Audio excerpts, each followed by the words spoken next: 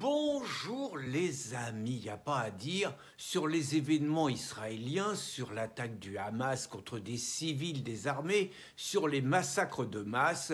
Celui qui sait le mieux utiliser les mots qui conviennent pour décrire la situation et proposer quelques solutions, c'est et de très loin Éric Zemmour. Alors, je vous ai mis hier la première vidéo qu'il a faite dans les 24 premières heures où il a parfaitement résumé la situation. Il est le seul qui a parlé de guerre de civilisation. Il a fait des parallèles avec ce qui se passe en France. Il a expliqué la nature du Hamas. Il a expliqué toute la gauche collabo qui soutenait complètement le Hamas. Il a expliqué la stratégie de Mélenchon, très franchement, parallèle avec le Bataclan.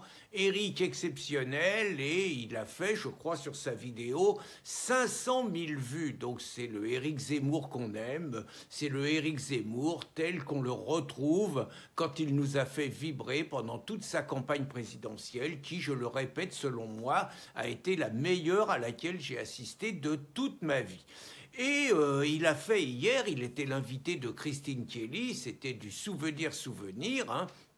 Donc il y avait Charlotte Dornelas, excellente, il y avait Boc Côté, et puis bon, Christine Kelly qui animait, et Éric Zemmour est venu donc aux alentours de 7h30. Et là, il a davantage insisté sur les propositions qu'il allait faire. Et donc il est revenu sur le côté de la guerre civilisationnelle que menait Israël, expliquant que c'était pas seulement l'affaire d'Israël, mais que c'était l'affaire de tout le monde occidental.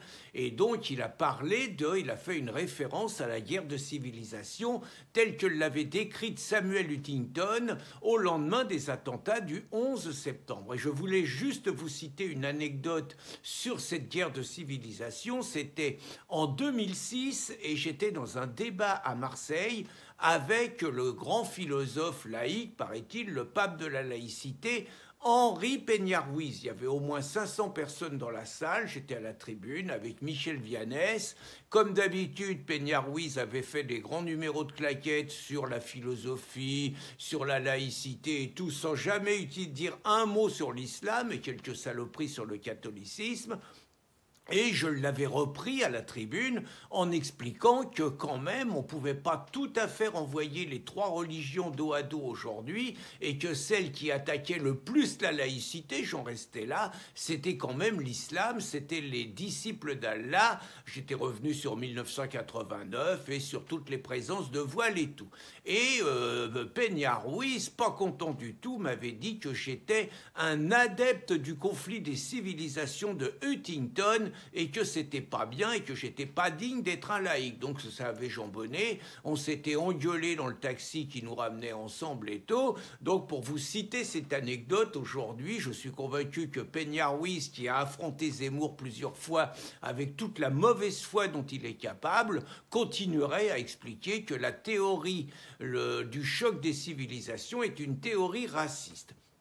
Donc je reviens sur Éric Zemmour hier, il a apporté des solutions et c'est sur ces solutions que je voudrais un tout petit peu compléter et commenter. Alors bon, parmi les solutions, bon, il a demandé la dissolution des frères musulmans, j'ai envie de dire pourquoi pas. Il a demandé un pont aérien pour rapatrier les Français qui sont partis vivre en Israël parce qu'ils ne se sentaient plus en sécurité en France, pourquoi pas. Il a demandé l'expulsion de tous les fichiers S étrangers ou double nationalité, encore une fois, pourquoi pas.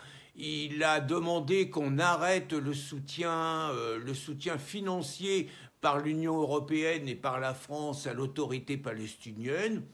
Très franchement, encore une fois, pourquoi pas? Toutes ces propositions sont du bon sens, mais je pense qu'on mesure tous aujourd'hui par rapport à ce qui nous attend. Si les mots ont un sens, on raconte quand même que ce qui est arrivé aux Israéliens, ça peut nous arriver à tout moment. C'est pas seulement que ça peut nous arriver à tout moment, c'est que nous, on a eu le Bataclan, on a eu Charlie Hebdo, On a eu Nice, on a eu des dizaines et des dizaines d'autres attentats qui ont fait moins de morts, on en reste à 3-4 morts, la basilique à Nice, des choses comme ça. Mais il y a surtout une réalité, c'est que tous les jours, les Français subissent à une petite puissance, mais multipliée par 10, par 50, par 100, ce que viennent de subir brutalement les civils israéliens. C'est-à-dire, je vous ai mis une petite liste d'une dizaine de faits divers survenus dans les 24 dernières heures pour vous montrer tous les jours les agressions que subissent les nôtres, qui sont cachées naturellement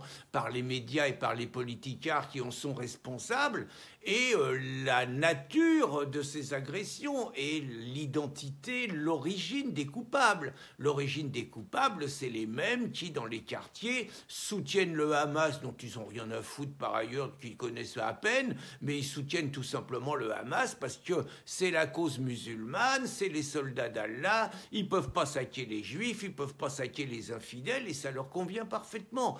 Et donc, si on veut être cohérent, et c'est moi ce que nous disons depuis une quinzaine d'années à Riposte Laïque, je comprends parfaitement, c'est surtout pas un faux procès, il y a un mauvais procès, je comprends parfaitement qu'Éric Zemmour soit prudent. Déjà, ce qu'il dit, c'est bien, rien à dire. Mais aujourd'hui, il est un homme politique et il sait très bien que sa parole est épiée, disséquée, observée, fliquée, et que le moindre mot qui peut porter à une interprétation discutable, il va se retrouver encore devant la 17e chambre et qui va se prendre des procès d'intention, une campagne de presse pendant 48 heures, des demandes des plaintes, des demandes de dissolution de la part de Mélenchon, pourquoi pas, parce que je suis convaincu que Reconquête sera dans l'œil du cyclone exactement comme le Rassemblement national. Donc je comprends qu'Éric soit prudent. Nous, je dirais, dès après Mera, dès après Charlie Hebdo, dès après tous les attentats islamistes, on a toujours le même discours. C'est-à-dire, c'est d'abord, l'islam n'est pas une religion.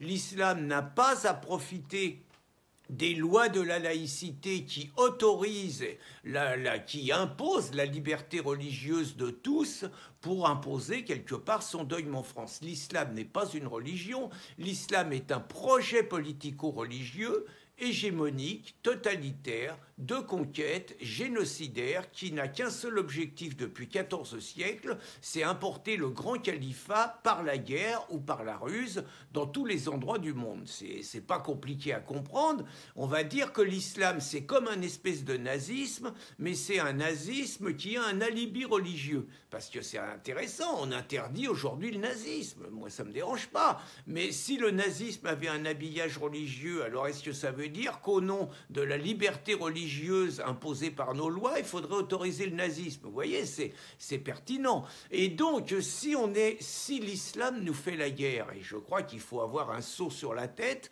pour ne pas se rendre compte que l'islam nous fait la guerre, on va revenir à toutes les attitudes qui ont toujours lieu quand un pays est en guerre avec un autre, ou avec un groupe de pays, ou avec une civilisation, peu importe. Mais le pays, il se protège.